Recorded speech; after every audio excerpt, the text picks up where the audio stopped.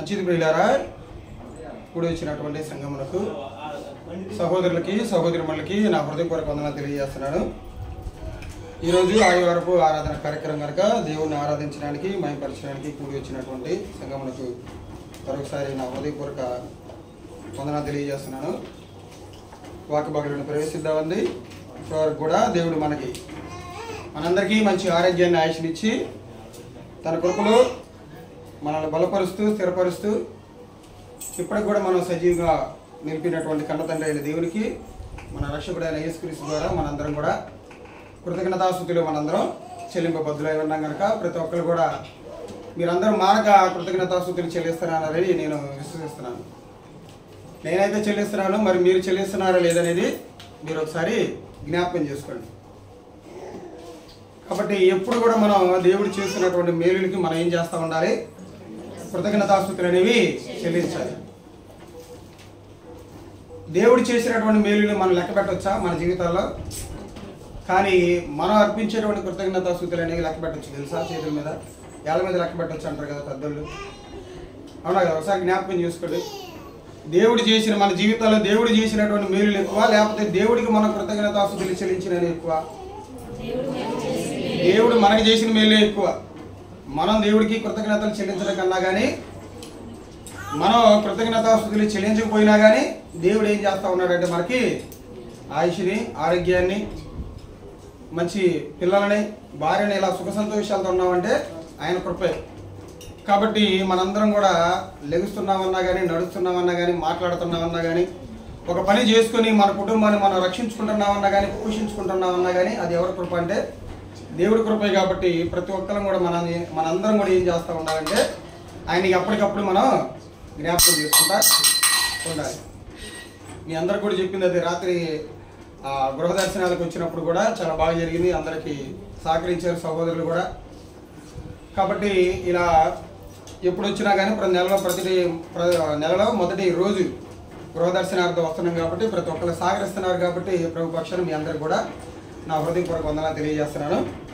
సరే, వాక్య భాగంలోని ప్రవేశిద్దామండి. సమయం మించిపోతుంది కనుక మనం మన జీవితాలకు ఏ మాటలు అయితే అవసరమో ఆ మాటలు మనందరం కలిసి ఈరోజు ధ్యానించడానికి ప్రయత్నం చేద్దాం.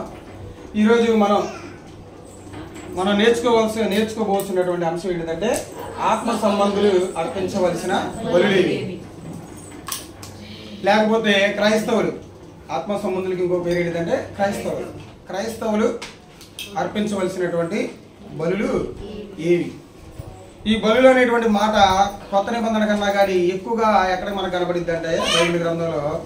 ఏ గ్రంథంలో కనబడుతుంది ఎక్కువగా? పాత నిబంధన గ్రంథంలో కనబడుతుంది. మనకి పాత నిబంధనలు ఎక్కువగా కనబడుతూ ఉంటుంది. తెలుసు ఎవరు అర్పించాలి ఈ బలులు అనేవి? ఎవరు అర్పించాలి బలులు? వచ్చినటువంటి బలుల్ని ఎవరు అర్పిస్తారు దేవునికి? ఆనాటి కాలంలో ఇజ్రాయెల్ ప్రజలు చేసినటువంటి తప్పులకి వాళ్ళు తెచ్చేటువంటి బలుల్ని తీసుకొచ్చినప్పుడు, ఆ ప్రత్యక్ష గుడారానికి తీసుకొచ్చినటువంటి బలుల్ని ఎవరు అర్పించేవాళ్ళు? ఏ తెగకు సంబంధించిన వాళ్ళు అర్పించేవాళ్ళు అంటే లేవీలు. ఎవరి లేవీలు అయ్యా అంటే యాకోబు గారికి పుట్టినటువంటి 12 మంది సంతానంలో ఒకరైనటువంటి లేవీలు. దేవుడు ప్రత్యేకంగా వాళ్ళు ఏం చేసుకున్నాడు? ఎన్నుకున్నాడు. దేని నిమిత్తం ఎన్నుకున్నాడంటే ఇలా ప్రజలు తీసుకొచ్చినటువంటి బలుల్ని అర్పించడం కొరకు వాళ్ళని దేవుడు ఏం చేసుకున్నాడు? ఎన్నుకున్నాడు. ఇలా ఆ 12 మందిలో కానివ్వండి, ఎక్కువగా దేవునికి దగ్గరగా ఉండేది ఏ గోత్రం అయ్యా అంటే లేవి గోత్రం. చాలామంది వీళ్ళని చూసి కొంచెం మాకు కూడా ఈ ధన్యత వస్తే బాగుండేమో అనుకుని చాలామంది గోత్రికులు అనుకునే ఉండొచ్చు. అవునా కదా? ఎందుకంటే వాళ్ళే కదా ఎక్కువ ఆ ప్రత్యక్ష గుడారాలు ఎక్కువ సేవ చేసుకుంటూ వచ్చేది. ప్రజలను ఎత్తి తెస్తున్నటువంటి బలులు ఏం చేసుకుంటూ వచ్చేవాళ్ళు? వీళ్ళు అర్పించుకుంటూ వచ్చేవాళ్ళు. కాబట్టి ఆ యొక్క విధానం కొనసాగుతూ వచ్చింది. కాలక్రమేణా మనం ఇప్పుడు ఏ నిబంధన కింద వచ్చామయ్యా అంటే క్రొత్త నిబంధన కిందకు వచ్చాం. మరి క్రొత్త నిబంధనలు కూడా క్రైస్తవులుగా ఉన్నట్టు పిలువబడుతున్నటువంటి మనం కూడా కొన్ని బలులు అర్పించాలయ్యా అంటే అర్పించాలి. మనం కూడా క్రైస్తవులుగా ఉన్నటువంటి మనం కూడా కొన్ని బలులు అర్పించాలి. మరి అర్పించాలి కాబట్టి మనం కూడా అప్పుడున్నటువంటి కాలంలో ఉన్నటువంటి బలులు అర్పించే వారిని ఏమన్నాడంటే లేవీలు అన్నాడు. వాళ్ళకి ఇంకో పేరు ఏముందంటే యాజకులు అన్నాడు. అప్పుడు ఆనాటి కాలంలో ఓన్లీ బలులు అనేవి లేవీలుగా పిలువబడుతున్నటువంటి యాజకులుగా పిలువబడుతున్నటువంటి వాళ్ళే అర్పించాలి. మరి కొత్త నిబంధనలకు వచ్చినటువంటి మనం కూడా ఎవరు అంటే మనం కూడా యాజకులమే. మనం కూడా ఎవరమే యాజకులమే. ఒకసారి ఒక వచనం చూద్దాం చూడండి. పేతురు గారు రాసినటువంటి మొదటి పత్రిక, పేతురు గారు రాసినటువంటి మొదటి పత్రిక 2వ అధ్యాయం 9వ వచనంలో ఒక మాట ఉన్నది. అయితే మీరు చీకటిలో నుండి ఆశ్చర్యకరమైన తన వెలుగులోనికి మిమ్మును పిలిచిన వాని గుణాతిశయములను ప్రచురము చేయ నిమిత్తము ఏర్పరచబడిన వంశమును రాజులైన యాజక సమూహమును పరిశుద్ధ జనమును దేవుని సొత్తైన ప్రజలనై ఉన్నారు. ఇక్కడ 3 పాయింట్లు తెలియజేస్తున్నాడు పేతురు గారు. ఎవరు అంట? మనం ఏర్పరచబడిన వారు అంట, రాజులైన యాజక సమూహం అంట, దేవుని పరిశుద్ధ జనము అంట, మనందరం కూడా. కాబట్టి ఇక్కడ 2వ లక్షణంగా మనకి ఏం చెప్పాడంటే, ఇక్కడ రాజులైన యాజక సమూహం మనందరం ఎవరో తెలుసా? క్రైస్తవులుగా మనందరం ఎవరో తెలుసా? మనం కూడా ఎవరమే? యాజకులమే. మనం కూడా కొత్త నిబంధనకు వచ్చిన తర్వాత మనందరం కూడా ఏం చేయాలంటే కొన్ని బలులు అర్పించాలి. యాజక ధర్మాన్ని చేస్తున్నటువంటి మనందరం, నేను యాజకుడినే కూర్చున్నటువంటి మీరందరూ కూడా ఎవరు? యాజకులే. ఈ యాజకులుగా ఉన్నటువంటి మనందరం కూడా ఏం చేయాలంటే కొన్ని బలులు అర్పించాలంట. అవి ఏ బలులు అనేవి చెప్తున్నాడు చూడండి. 5వ వచనంలో అదే అధ్యాయంలో 5వ వచనంలో ఒక మాట ఉంటుంది, చదవండి. యేసుక్రీస్తు ద్వారా దేవునికి అనుకూలములకు ఆత్మ సంబంధమైన బలులు అర్పించుటకు పరిశుద్ధ యాజకులుగా ఉండునట్లు మీరును సజీవమైన రాళ్ళవలె నుండి ఆత్మ సంబంధమైన మందిరంగా కట్టబడుచున్నారు. ఇప్పుడు క్రైస్తవులుగా పిలువబడుతున్నటువంటి మనం ఎలాంటి బలులు అర్పించాలంట? ఆత్మ సంబంధమైనటువంటి బలులు అర్పించాలి. పాత నిబంధనలో ఉన్నటువంటి లేవీలు కానివ్వండి, యాజకులు కానీ వాళ్ళు ఎలాంటి బలులు అర్పించారు? శరీర సంబంధమైనటువంటి బలులు అర్పించారు. ఇప్పుడు మనం కొత్త నిబంధనల కింద ఉన్నాం కాబట్టి మనం ఎలాంటి బలులు అర్పించాలంటున్నారు ఇక్కడ పేతురు గారు? ఆత్మ సంబంధమైనటువంటి బలులు అర్పించాలంట. అసలు ముందుగా అసలుకి పాత నిబంధన గ్రంథంలో ఎన్ని బలులు ఉన్నాయి? మొత్తం మీద ఎన్ని బలులు ఉన్నాయి అంటే మనకి పాత నిబంధన కింద 5 బలులు ఉన్నాయి. ప్రాముఖ్యంగా ఎన్ని బలులు ఉన్నాయి అంటే 5 బలులు ఉన్నాయి. వాటిలో మొదటి బలి ఏంటిదంటే దహన బలి. ఏంటిదంటే మొదటి బలి ఏంటిదంటే దహన బలి. రెండవది ఏంటిదంటే సమాధాన బలి. మొదటి బలి దహన బలి, రెండవది సమాధాన బలి, మూడవది పాప పరిహారార్థ బలి, నాలుగవది అపరాధ పాప పరిహారార్థ బలి, 5వది నైవేద్య బలి. ఎన్ని బలులు ఉన్నాయేమో? మొత్తం 5 బలులు ఉన్నాయి పాత నిబంధన గ్రంథంలో. ఈ 5 బలుల గురించి లేవియా కాండంలో 1వ అధ్యాయం, 2వ అధ్యాయం, 3వ అధ్యాయం, 4వ అధ్యాయం, 5వ అధ్యాయంలో కనబడతాయి ఈ 5 బలుల గురించి.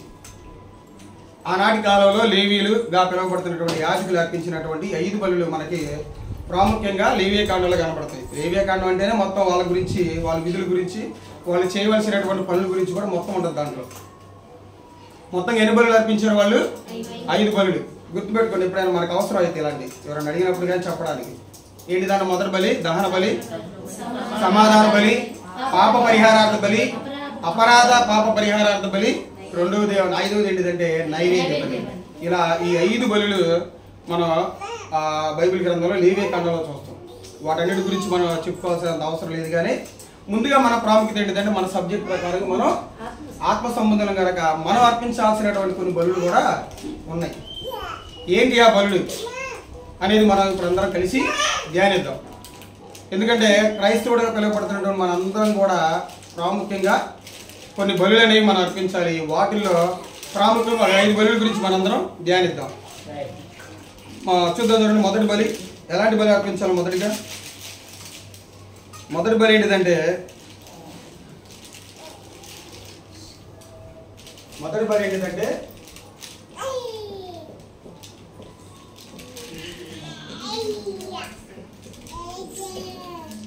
తిరిగి నలిగిన మనస్సు. కీర్తనల గ్రంథం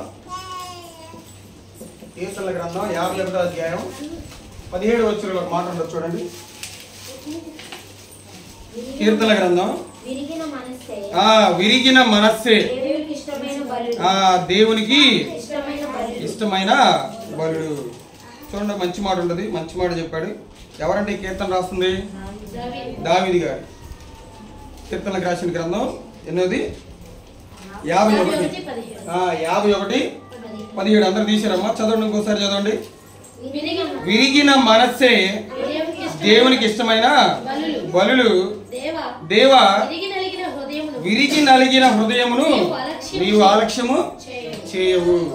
దేవునికి మనం ఎలాంటి బలులు అర్పించాలంట? క్రైస్తవులుగా ఉన్నటువంటి మనందరం కూడా విరిగి నలిగినటువంటి మనస్సే దేవునికి ఇష్టమైనటువంటి బలి అంట.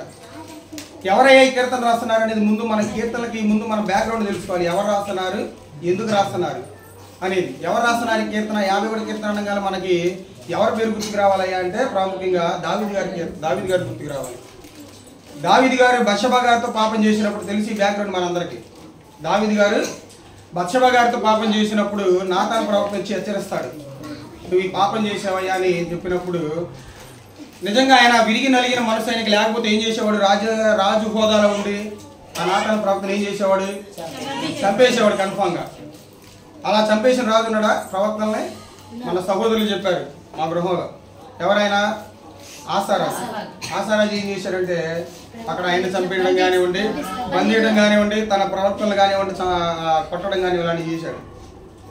కాబట్టి దేవుడి ఎడల పాపం చేసినటువంటి ఈయన పాపాన్ని ఒప్పుకొని విరిగి నలిగినటువంటి మనసు కలిగి దేవుడి దగ్గరికి వచ్చాడు. ఆయన దేవుడి దగ్గరకు వచ్చినప్పుడు ఆ దేవుడు ఆయన ఆ విరిగి నలిగినటువంటి మనసుని ఏమన్నాడు? ఇక్కడ విరిగి నలిగినటువంటి మనసే దేవుడికి ఎలాంటి బలంట? ఇష్టమైన బలంట. కాబట్టి విరిగి నలిగినటువంటి మనసు మనం కలిగి ఉన్నామా?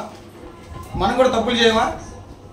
మనం కూడా తప్పులు చేసినప్పుడు ఏం చేసుకుంటా ఉండాలి? వాళ్ళని కప్పుకుంటా ఉండాలి. వాటిని విడిచిపెట్టి వాటిని కొనసాగించుకోకుండా మనం దేవుని ఎడల భయభక్తులు కలిగి జీవించాలా? వాటిని విడిచిపెట్టాలి. కొంతమంది పాపం చేస్తారు కానీ దాన్ని ఒప్పుకోరు. పాపం చేస్తూ ఉంటారు కానీ దాన్ని సమర్థించుకుంటూ ఉంటారు. నేనైనా చేస్తాను, ఇంకెవరు చేయట్లేదా? అది వాడు చేస్తున్నాడు, ఇది వీడు చేస్తున్నాడు, అది వాడు చేస్తున్నాడు, వాడి చేతి వీడి చేతి నీకెందుకు? నువ్వు ఎలా ఉన్నావు? నీ పాపాన్ని పరిహరించాడు కదా యేసుక్రీస్తు వారు. మరి ఆ పాపాన్ని పరిహరించినటువంటి యేసుక్రీస్తు వారు నీ కొరకు రక్తాన్ని పెట్టాడు కదా. అయినా రక్షణలోకి వచ్చిన తర్వాత మళ్ళీ పాపం చేశావు కదా, మళ్ళీ నువ్వేం చేయాలి? ఆ పాపాన్ని కొనసాగించాలా? అలా ఉండకూడదు. దావీదు గారి మనస్తత్వం కలిగి ఉండాలి. మనం పాపాలు చేసినప్పుడు ఏం చేస్తూ ఉండాలంటే ఆ పాపం నుంచి మళ్ళీ మనం విరిగి నలిగినటువంటి ఒక మనసు అనేది మనం కలిగి ఉండి జీవించాలి. ఆ విరిగి నలిగినటువంటి మనసు కలిగినటువంటి వ్యక్తి ఎప్పుడు కూడా తన జీవితంలో ఎప్పుడు కూడా పాపం చేయడు. దావీదు గారు చేశారు, మళ్ళీ తన జీవితంలో ఎప్పుడైనా పాపం? దేవుడే స్టేట్మెంట్ ఇచ్చాడు, ఆ ఒక్క పాపంలో తప్పితే ఎప్పుడు కూడా పాపం చేయలేదు. పాపం చేయకుండా ఆయన జీవించాడు. కాబట్టి మనందరం కూడా ఎలాంటి బలి అర్పించాలయ్యా దేవుడికి అంటే ప్రతి క్రైస్తవుడు కూడా విరిగి నలిగినటువంటి యొక్క బలి అనేది మనం అర్పించాలి. అదే 34వ కీర్తన కూడా చూడండి, ఒక మంచి మాట ఉంటుంది. కీర్తనకు రాసిన 34వ కీర్తన 18వ వచనం. విరిగిన హృదయము గలవారికి యెహోవా ఆసనుడంట. విరిగి నలిగిన హృదయం కలిగినటువంటి వ్యక్తులకి దగ్గర ఎవరు ఉంటారయ్యా? ఆసనుడు అంటే దగ్గరగా ఉంటాడంట. ఎవరైతే తాను చేసినటువంటి తప్పును తెలుసుకొని తన జీవితంలో ఇంకా ఎప్పుడు కూడా తప్పులు చేయకుండా జీవిస్తారంటారా అలాంటి వారి దగ్గర ఎవరు ఉంటారంట? ఎవరి దగ్గరగా ఉంటారంట? అలాంటి వ్యక్తులకి యెహోవా దగ్గర, దేవుడి దగ్గరగా ఉంటాడట. నలిగిన మనస్సు గలవారిని ఆయన రక్షించును. విరిగి నలిగిన మనసు కలిగిన వాళ్ళు ఎలా ఉంటారో తెలుసా? ఒక పేపర్ ఉందనుకోండి, ఒక పేపర్, ఈ ఉట్టి పేపర్ మనం ఇలా ఇసిరేయగలమా? పోయితే అవును అసలుకి పోలేదు. అదే ఆ పేపర్ని గట్టిగా నలపండి, పేపర్ని గట్టిగా నలిపి ముద్దలాగా చేసి ఇసిరేయండి, పోయిద్దా? అలా ఉండాలి మనం. అలాంటి విరిగి నలిగినటువంటి మనసు ఎలా ఉంటుందంటే దేవుడి ఎడల ఆసక్తిగా ఉంటుంది, దేవుడికి ఎక్కువగా దగ్గరగా ఉండాలనిపిస్తుంది, దేవుడు చేసినటువంటి మేలులకి దేవునికి కృతజ్ఞతాస్తుతులు చెల్లించాలని ఉంటుంది. అలాంటి బలి దేవుడు కావాలని కోరుకుంటున్నాడు. అలాంటి విరిగి నలిగినటువంటి మనసు దేవుడు మన దగ్గర నుంచి కోరుకుంటున్నాడు. అలాంటి లక్షణాలు కలిగి మనం జీవించాలంటున్నాడు. అలాగే యెషయా గ్రంథంలో కూడా ఒక మాట ఉంటుంది చూడండి, 57వ అధ్యాయంలో ఆయన ఎలాంటి వారి దగ్గర నివసిస్తానంటున్నాడు, ఎలాంటి బలుడు కావాలనుకుంటున్నాడు చూడండి ఒకసారి. యెషయా గ్రంథం 57వ అధ్యాయం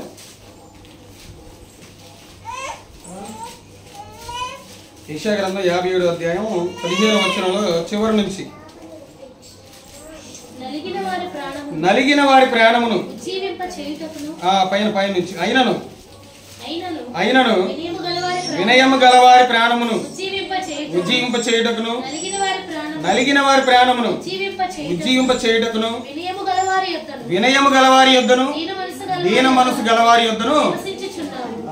ఎలాంటి వారి దగ్గర ఉంటాడంట అయ్యా దేవుడు అంటే? వినయం గలవారి యొద్ద ఉంటాడు, దీన మనసు కలిగినటువంటి వారి యొద్ద ఉంటాడు. నలిగిన వారి యొక్క హృదయాల దగ్గర దేవుడు నివసిస్తాడంట. మరి అలాంటి హృదయాన్ని కలిగి మనం ఉన్నావా? అలాంటి విరిగి నలిగినటువంటి మనసు కలిగి మనం ఉన్నామంటే, మనం అలాంటి విషయం కలిగి ఉన్నామంటే మనం కూడా, మన దగ్గర కూడా ఎవరు ఉన్నారన్నట్టు? దేవుడు నివసిస్తున్నాడు అనే. కాబట్టి ప్రతి ఒక్క క్రైస్తవుడు కూడా దీన్ని బట్టి మనం ఏం నేర్చుకోవాలంటే, మనం కూడా ఎలాంటి బలి అర్పించాలి అంటే, విరిగి నలిగినటువంటి మనస్సే దేవునికి ఇష్టమైనటువంటి బలి. మరి అలాంటి మనసు కలిగి మనం అందరం జీవిస్తున్నామా? అలాంటి బలిని అనేది మనం అర్పిస్తున్నామా దేవుడికి అనేది మనం జ్ఞాపకం చేసుకుంటూ ఉండాలి. ఇది మొదటి బలి. మరి ఇంకా కొత్త నిబంధనలో కూడా ఇలాంటి బలి అర్పించిన వాళ్ళు ఎవరైనా ఉన్నారా అంటే ఉన్నారు. ఎవరయ్యా అంటే, పరిసయ్యుడు సుంకరిలో మనం చూస్తాం. పరిసయ్యుడు ప్రార్థన వింటాడు దేవుడు, సుంకరి ప్రార్థన వింటాడు. ఎవరి ప్రార్థన ఆయనకి విరిగి నలిగిన హృదయంలా కనబడిద్ది? సుంకరి ప్రార్థన కనబడిద్ది ఆయనకి. అయ్యా ఏమంటాడు? మోకాలు తండ్రి ఆయనకెళ్ళి చూడలేక తల ముచ్చుకుని, అయ్యా నేను పాపినయ్యా, నేను నీ ఎడల తల ఎత్తుకొని నీతో మాట్లాడగలిగినటువంటి శక్తి నాకు లేదని ఆయనలో ఒక విరిగి నలిగినటువంటి హృదయాన్ని దేవుడు కనిపెడతాడు. కాబట్టి పాపం చేసినటువంటి ప్రతి ఒక్క వ్యక్తి కూడా ఏం చేస్తూ ఉండాలంటే, ఎలాంటి బలి అర్పించాలయ్యా దేవుడి కంటే, విరిగి నలిగినటువంటి బలి అనేది, మనసు కలిగి అలాంటి బలిని అనేది దేవునికి అర్పించాలి. ఇది మొదటి బలి. రెండో బలి చూద్దాం. రెండో బలి ఏంటిదంటే,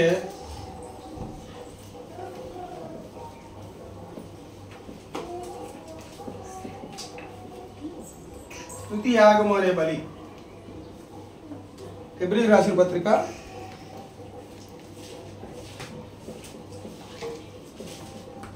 13వ అధ్యాయం 15వ వచనం.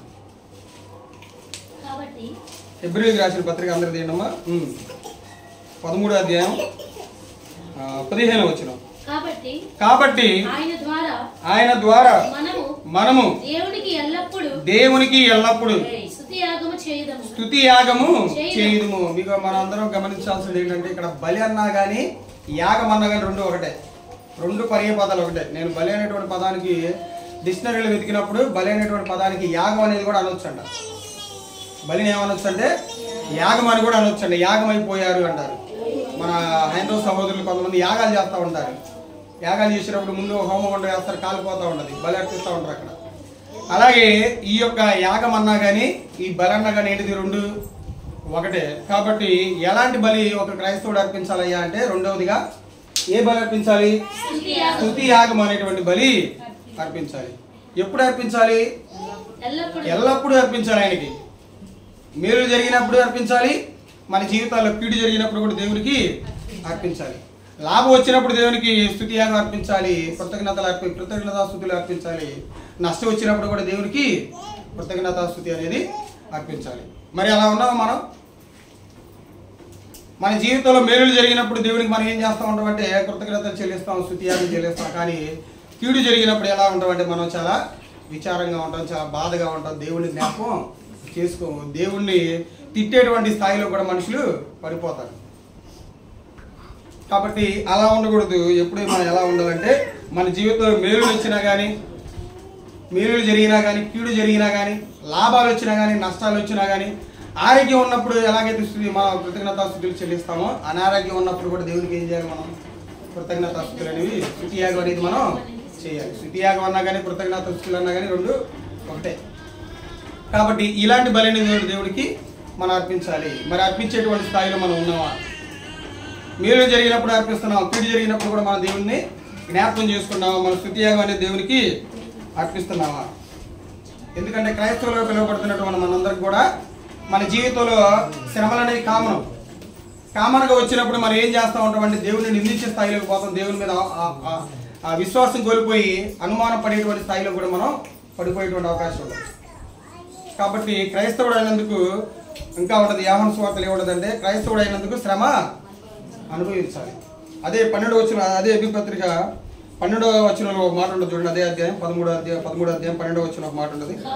కావున యేసు కూడా తన స్వరక్తము చేత ప్రజలను పరిశుద్ధపరచుటకై గవిని వెలుపుట ఏం చేశాడంటే ఆయన శ్రమ పొందాడంట. మన నిమిత్తం ఏం చేయాలంటే మనకు రక్షణ దేవసి రావడానికి ఆయన కూడా శ్రమ పడ్డాడు. ఆయన శ్రమ పడ్డప్పుడు ఆయన ఏమన్నా దేవునికి జ్ఞాపకం చేసుకోలేదా అంటే భూమి మీద ఉన్నప్పుడు చేసుకున్నాడు. దేవుడు నిందించాడా? నిందించలేదు. మనం ఏం చేస్తూ ఉంటామంటే మన జీవితంలో వచ్చేటువంటి ఆ యొక్క కష్టాలను చూసి బాధలను చూసి ఏం చేస్తూ ఉంటామంటే దేవుడి ఎడల నిట్టూర్పులు ఇడుస్తూ ఉంటారు. అలా ఉండకూడదు. వాళ్ళందరూ ఎల్లప్పుడూ కూడా దేవునికి మనం స్తుతులు చెల్లించే వారిలాగా ఉండాలి. అలా చెల్లించిన వాళ్ళు ఉన్నారంటే బైబిల్ గ్రంథాలు చాలా మంది ఉన్నారు. ఒక యోగి గారిని జ్ఞాపకం చేసుకోండి. ప్రత్యేకంగా చెప్పాలి ఆయన గురించి రిఫరెన్స్ ద్వారా అవసరం లేదు. తన జీవితంలో తన సర్వస్వం మొత్తాన్ని కోల్పోయాడు. ఆయన తనకు ఉన్నటువంటి ఆస్తిని కోల్పోయాడు, అంతస్తుని కోల్పోయాడు, పిల్లలను కోల్పోయాడు, మొత్తాన్ని కోల్పోయినా కానీ దేవునికి ఏం చేశాడయ్యా అంటే ఆయన స్తుతియాగం చేశాడు. ఆయన దేవునికి ఏం చేశాడు? ఆయన కృతజ్ఞతా స్తుతులు అనేవి చెల్లించాడు. పౌలు గారు కూడా ఫిలిప్పి పట్టణానికి తన 2వ ప్రయాణాలు వచ్చినప్పుడు పౌలు గారు సీలయ్య గారు వెళ్తారు. ఇద్దరు ఫిలిప్పి పట్టణానికి వెళ్ళినప్పుడు కూతున్నటువంటి దెయ్యం పట్టినటువంటి ఒక అమ్మాయిని ఏం చేస్తారు? వాళ్ళు విడిపిస్తారు. దెయ్యం పట్టిన అమ్మాయిని విడిపించినప్పుడు అక్కడ ఉన్నటువంటి అధికారులు ఏం చేస్తారు? వాళ్ళిద్దరిని పట్టుకొని వాళ్ళని కొట్టి ఎమ్మటి ఏం చేస్తారంటే జైల్లో పెడతారు. జైల్లో పెట్టినప్పుడు అర్ధరాత్రి వాళ్ళిద్దరు ఏం చేస్తారు? అలాంటి బాధల్లో కూడా అలాంటి ఇబ్బందులు కూడా కొట్టినటువంటి గాయాలను కూడా మర్చిపోయి వాళ్ళకు ఉన్నటువంటి బాధలు కూడా మర్చిపోయి వాళ్ళు ఏం చేస్తారు? దేవుని ఏం చేస్తూ ఉంటారు? మధ్యరాత్రి వేళ దేవుని స్తుతిస్తూ ఉంటారు, దేవునికి కీర్తనలు పాడుతూ ఉంటారు. ఆ కీర్తనలు పాడటం వల్ల అక్కడ ఉన్నటువంటి కొంతమంది రక్షింపబడతారు. చూడండి, వాళ్ళకు వచ్చినటువంటి శ్రమలను బట్టి వాళ్ళు ఏం చేశారంటే దేవునికి స్తుతియాగం చెల్లించారు. మనం కూడా ఏం చేయాలంటే అలాంటి స్థాయిలోకి మనందరమే రావాలి. మీరు మన జీవితంలో వచ్చినటువంటి కష్టాలను బట్టి మీరు దేవుని జ్ఞాపకం చేసుకున్నారు లేదనేది మనం చెప్పగలం అంటే మనం డిసైడ్ చేయలేం. అది ఎవరికి తెలిసింది? దేవుడికే తెలిసింది. కాబట్టి మిమ్మల్ని మనం ఏం చేసుకుంటా ఉండాలి? ప్రశ్నించుకుంటా ఉండాలి. కాబట్టి మనం ఈ యొక్క బలి అర్పించాలి. ఏ బలి అర్పించాలి అంటే మనం స్తుతి యాగం అనేటువంటి బలి అర్పించాలి ప్రతి ఒక్కరు కూడా. అందుకే మొదటి దశలోని పత్రికలో ఒక మాట ఉండదు చూడండి. 5వ అధ్యాయం 16వ వచనంలో మనకు కూడా ఈ వచనం అనేది సుపరిచితమే. దశలోని రాసినటువంటి మొదటి పత్రిక 5వ అధ్యాయం 16వ వచనంలో ఒక మాట ఉంటుంది. ప్రతి విషయమునందును కృతజ్ఞతాస్తుతులు చెల్లించుడి. ఇలాగు చేయుట యేసుక్రీస్తునందు మీ విషయంలో దేవుని చిత్తము. ప్రతి విషయంలో మనం ఏం చేయాలి అంటే స్తుతి యాగం అనేది చెల్లించాలి దేవునికి. అన్ని విషయాలు చెల్లించాలి. మన కుటుంబం అనేది సుభిక్షంగా ఉన్నా అది దేవుడి చలవే. కొంచెం కష్టాల్లో ఉన్నా కానీ అది దేవునికి మనం ఏం చేసుకోవాలి? మొరపెట్టుకోవాలి. దాని నుంచి రక్షించమని మనల్ని మనం ప్రార్థన చేయాలి. అలా కాకుండా ఈ దేవుడు ఏందో నాకే కష్టాలు, నాకే ఇబ్బందులు, నాకే బాధలు అనుకుని దేవుడిని మనం విడిచిపెట్టామంటే మనకంటే దౌర్భాగ్యులు ఎవరు కూడా ఉండరు ఈ ప్రపంచంలో. కాబట్టి రెండవదిగా మనం స్తుతి యాగం అనేటువంటి బలి అర్పించాలి. మరి ఈ బలి అర్పించాలి లేదని మనల్ని మనం ప్రశ్నించుకొని ఒకవేళ ఇప్పటికైనా మనం చెల్లించకపోతే మనకి ఆ దేవుడు ఇచ్చినటువంటి ఆయుష్యాన్ని బట్టి ఆయుష్ని బట్టి మనం ఎప్పుడైనా కానీ దేవునికి స్తుతి యాగం అనేది చెల్లిద్దాం.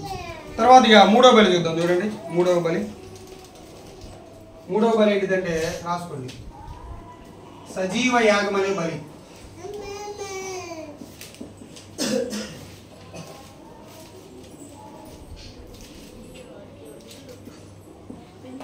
రోమాపత్రిక 12వ అధ్యాయం 1వ వచనం.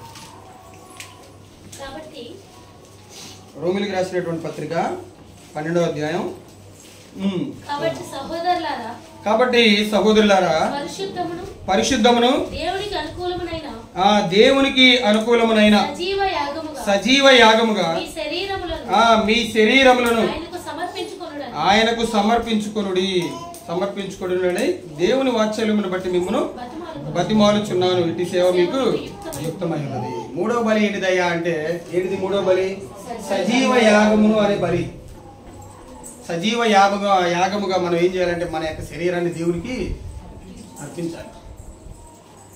సజీవ యాగంగా మనం ఏం చేస్తూ ఉండాలంటే మన శరీరాన్ని అర్పించాలి. ఇది కూడా ఒక బలే.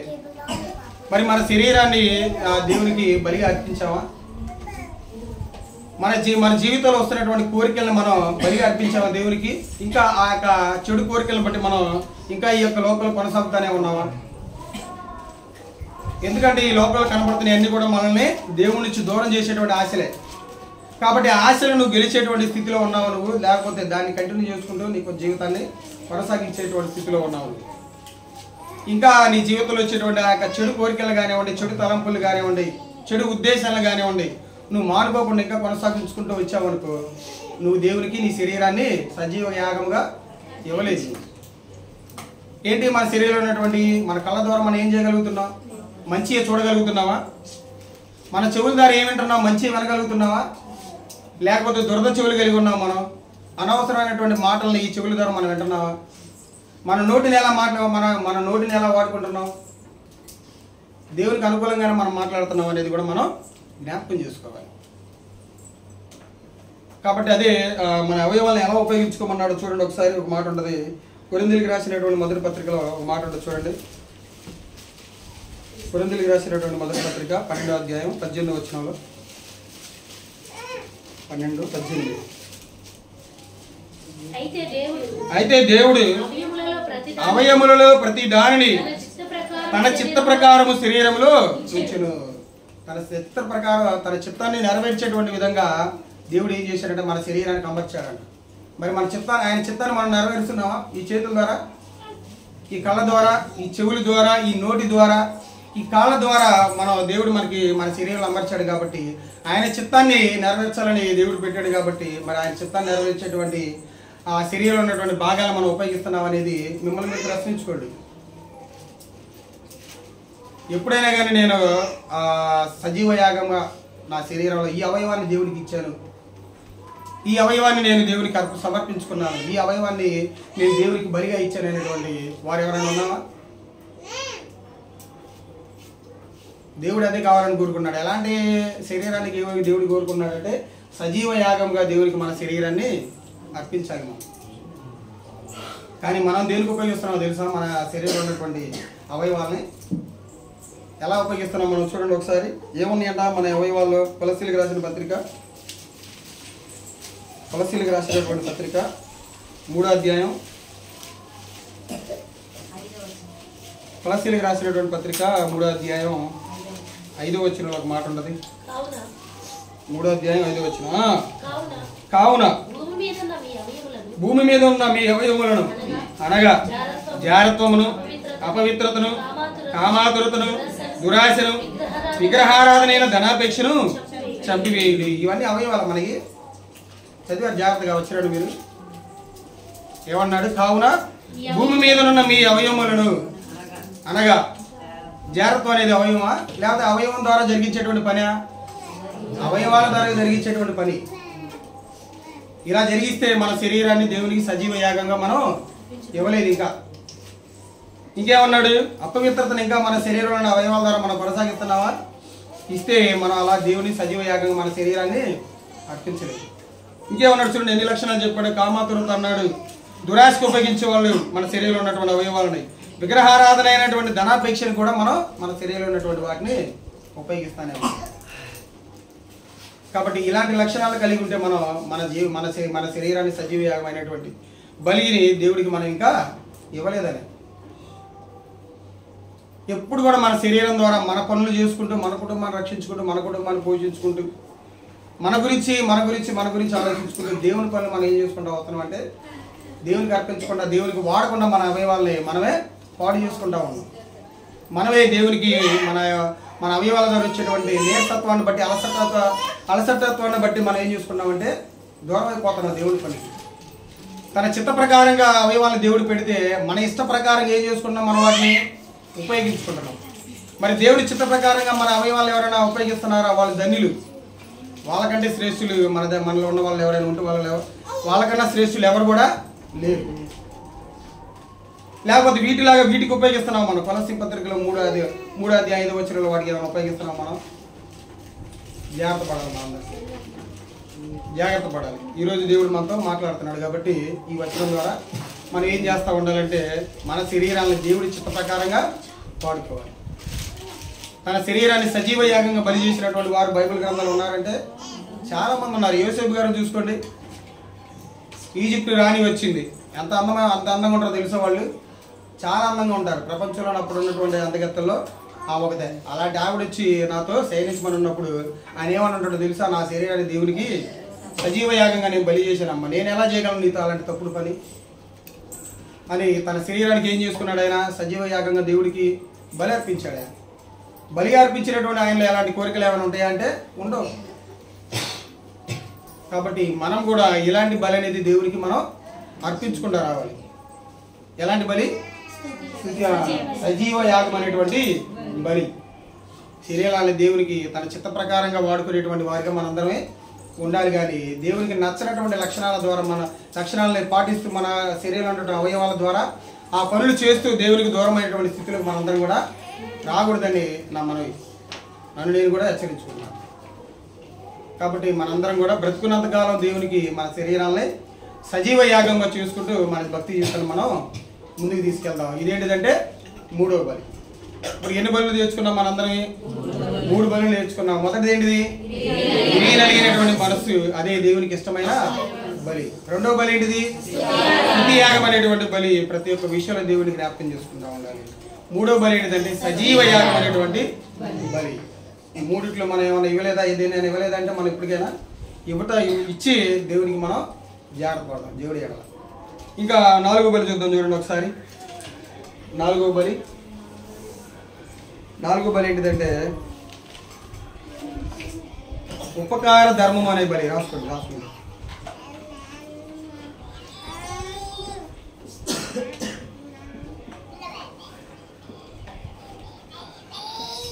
ఉపకార ధర్మం అనే బలి.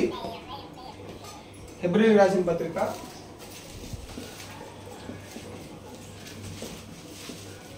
13వ అధ్యాయం 16వ వచనంలో చదవండి ఒకసారి.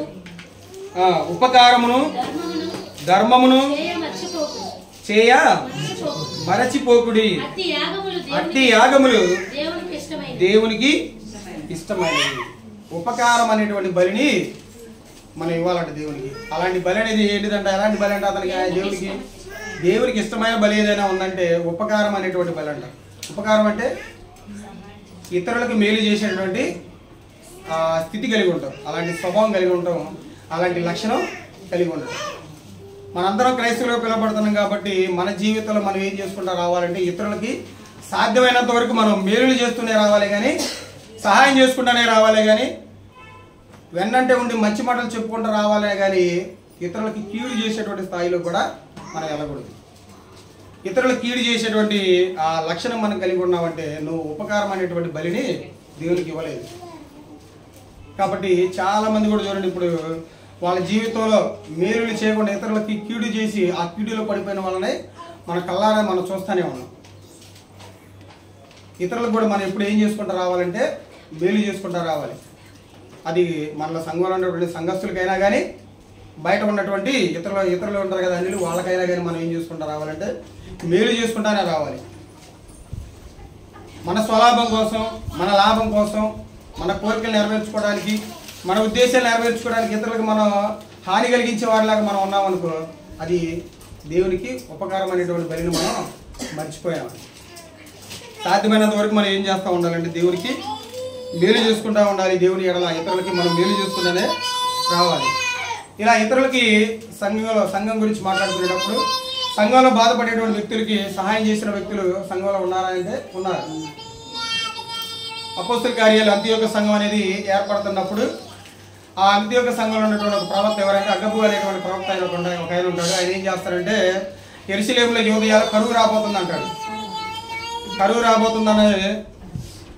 కరువు రాబోతుందని చెప్పినప్పుడు ఏం చేస్తారంటే అక్కడ ఉన్నటువంటి పౌలు గారు కానివ్వండి వాళ్ళందరూ ఈ అంత్యోక సంఘానికి వెళ్ళినప్పుడు చెప్తారు అక్కడ ఉన్నటువంటి పరిస్థితి.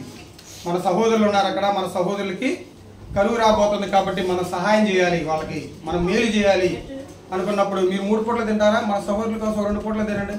ఆ ఒక పూట అనేది వాళ్ళకి సహాయం చేద్దాం, మనం వాళ్ళకి మేలు చేద్దామని వాళ్ళు పౌలు గారు ఏం చేస్తారంటే పౌలు గారు కానివ్వండి, తిమోతి గారు కానివ్వండి, సీలయ్య గారు కానివ్వండి, బర్నబా గారు కానివ్వండి, వీళ్ళందరూ ఏం చేస్తారంటే కొంత ధనమును అనేది తీసుకొచ్చి అక్కడ ఉన్నటువంటి ఆ కరువు అనేది రాగానే వాళ్ళందరికీ తెచ్చి ఏం చేస్తారు, వాళ్ళు సహాయం చేస్తారు.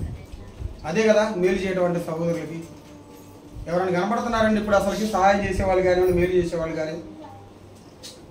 సహోదరులు ఏ రకంగా అయినా కానీ వాడి బాధలో ఉన్నప్పుడు ఇబ్బందులు ఉన్నప్పుడు ఇంకా వాడిని హింసించి ఏదో ఒక రకంగా వాడిని ఇంకా పడగొట్టాలని చూసే వాళ్ళు ఎక్కువైతున్నారే కానీ వాడికి చేయందించి ముందుకు నడిపించే వాళ్ళందరూ క్రైస్తవులు కూడా కరువైపోయారు.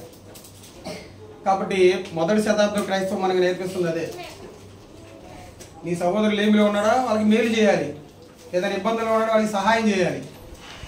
మనం కూడా మన సంఘంలో ఉన్నటువంటి వ్యక్తుల పట్ల మనం కూడా చాలా జాగ్రత్త కలిగి ఉన్నాం. మనం ఉపకారం చేసేటువంటి స్థితిలో మనందరం కూడా ఉన్నాం. ఎందుకంటే ఈ స్థితిని బట్టి మనం దేవునికి కృతజ్ఞతలు తెలియజేయచ్చు. ఎందుకంటే మనకున్నంతలో సహోదరుల కోసం మనం వాళ్ళ ఇబ్బందులు ఉన్నప్పుడు వాళ్ళకి మనం మేలు చేసుకుంటానే వచ్చాము. అలాంటి మేలులు, అలాంటి స్తుతియాగం అనేది మనం దేవునికి చెల్లించాలి. ఎలా చెల్లించారో తెలుసా? వాళ్ళందరూ 1000 రూపాయలు అనగా 1000 రూపాయలు, అందరూ 1000 రూపాయలు అంటే 1000 రూపాయలు తెచ్చారు. అందరూ సంఘంలో అందరూ ఒకేలాగా ఉంటారు, ఒకే స్థితి కలిగి ఉంటారా? ఒకే సామర్థ్యం కలిగి ఉంటారా? ఒకళ్ళు 1000 రూపాయలు అడిగితే 500 ఇచ్చేవాళ్ళు ఉంటారు, 500 అడిగితే 200 ఇచ్చేవాళ్ళు ఉంటారు, 300 ఇచ్చేవాళ్ళు ఉంటారు, 100 రూపాయలు కూడా ఇచ్చేటువంటి స్థాయి కలిగిన వాళ్ళు కూడా ఉంటారు. అందుకని అపోస్తుల కార్యాలు 13వ అధ్యాయం అనుకుంటా, తమ తమ శక్తి కొలది వాళ్ళు ఇచ్చారంటే. తమ శక్తి కొలది అంటే 100 ఇచ్చేవాళ్ళు 100 ఇచ్చారు, 200 ఇచ్చేవాళ్ళు 200 ఇచ్చారు, 500 ఇచ్చేవాళ్ళు 500 ఇచ్చారు, 1000 రూపాయలు ఇచ్చేవాళ్ళు 1000 రూపాయలు ఇచ్చారు. వాళ్ళ శక్తి కొలది వాళ్ళు సహాయం చేశారు. ఆనాడు ఉన్నటువంటి సహోదరులకు సహాయంగా మేలుకరంగా వాళ్ళు జీవించారు. ఎంతో సహాయంగా జీవించి మనకి మాదిరికరంగా ఉన్నారు. మరి అలాంటి మాదిరికరంగా ఉన్నటువంటి మనం కూడా దాన్ని మనం ముందుకు తీసుకెళ్తానే ఉన్నాం, ఇంకా మనం తీసుకెళ్ళాలి ముందుకు. కాబట్టి ఇది ఒక బలి. ఏంటిదంటే ఉపకార ధర్మం అనేటువంటి బలిని మనం దేవునికి అర్పించాలి. చివరిగా ఇంకో 5వ బలిని చూసుకుందాం. చూడండి, చివరిగా 5వ బలి. 5వ బలి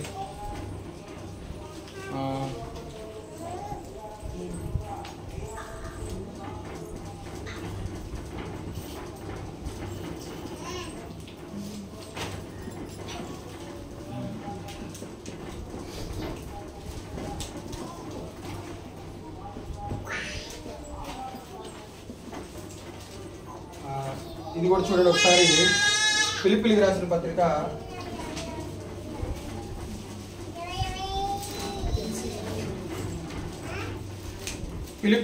పత్రిక 4వ అధ్యాయం 18వ వచనంలో ఒక మాట ఉండదు, చూడండి ఒకసారి. నాకు సమస్తమును సమృద్ధిగా కలిగి ఉన్నది.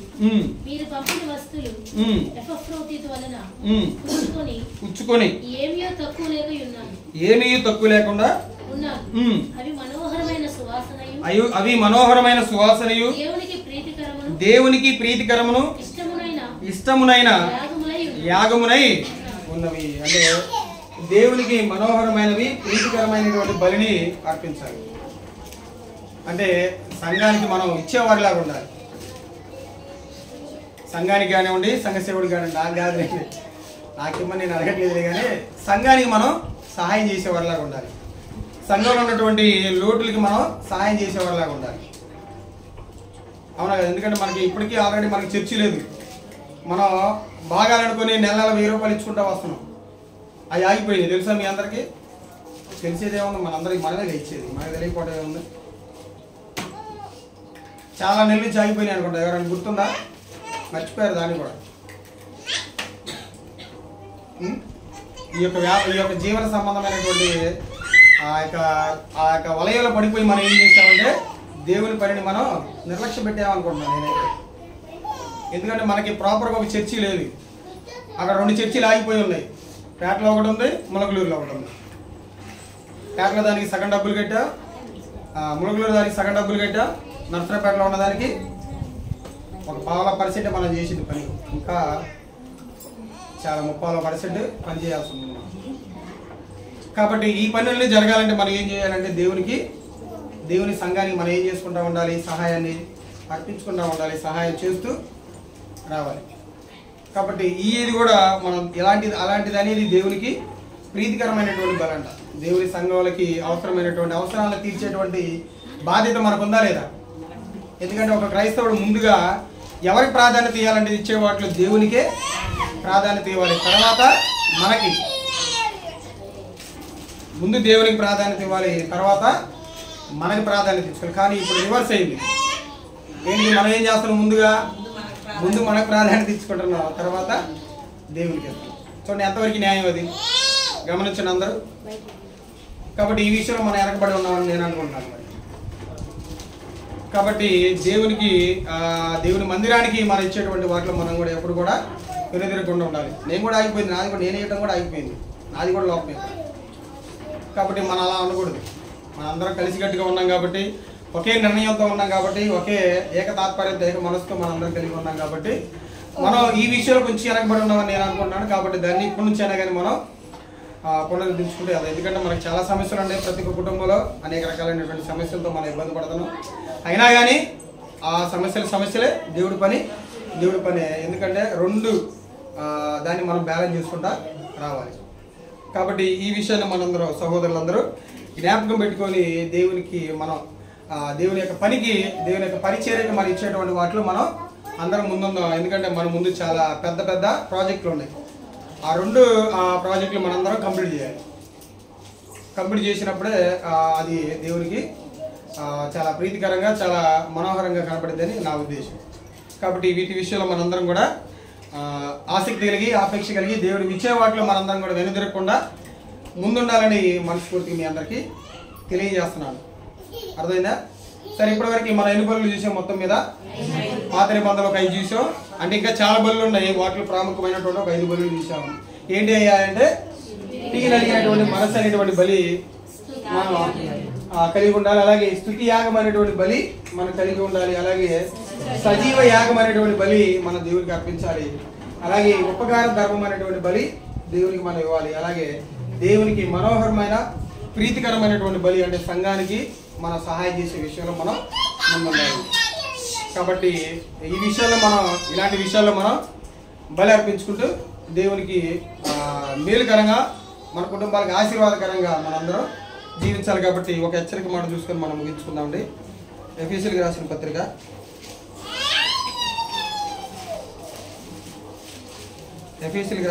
5వ అధ్యాయం. మనకు మాదిరి యేసుక్రీస్తు వారు కాబట్టి ఆయన ఎవరికి బలిగా అర్పించుకున్నాడో చూసుకొని మనం ముగించుకుందాం. 5వ అధ్యాయం 2వ వచనం. క్రీస్తు మిమ్మల్ని ప్రేమించి పరిమళ వాసనగా ఉండుటకు మన కొరకు తన్ను తానే దేవునికి అర్పణగాను బలిగాను అప్పగించుకున్నాను. అలాగుననే మీరును ప్రేమ కలిగి నడుచుకోండి. కాబట్టి మనం కూడా యేసుక్రీస్తు వారు ఎలాగైతే దేవునికి తన జీవితాన్ని ఎలాగైతే బలిగా అర్పించాడో, అర్పణగా అర్పించాడో, మనం కూడా ఏం చేయాలంటే ఆయన మాదిరికరంగా తీసుకున్నటువంటి మనం కూడా ఏం చేయాలంటే మనం కూడా ఆయనకి, దేవునికి మన శరీరాన్ని కానివ్వండి, మన జీవితాన్ని కానివ్వండి, మన భక్తిని కానివ్వండి ఆయనకి అర్పించేటువంటి స్థితిలోకి మనందరమే రావాలని మనస్ఫూర్తిగా కోరుకుంటూ ఇంతటి మంచి అవకాశం ఇచ్చినటువంటి కన్న తండ్రి దేవునికి నా హృదయపూర్వక వందనాలు తెలియజేస్తూ ఈ మాటలు ముగిస్తున్నాను. మీ అందరికీ నా హృదయపూర్వక వందనాలు.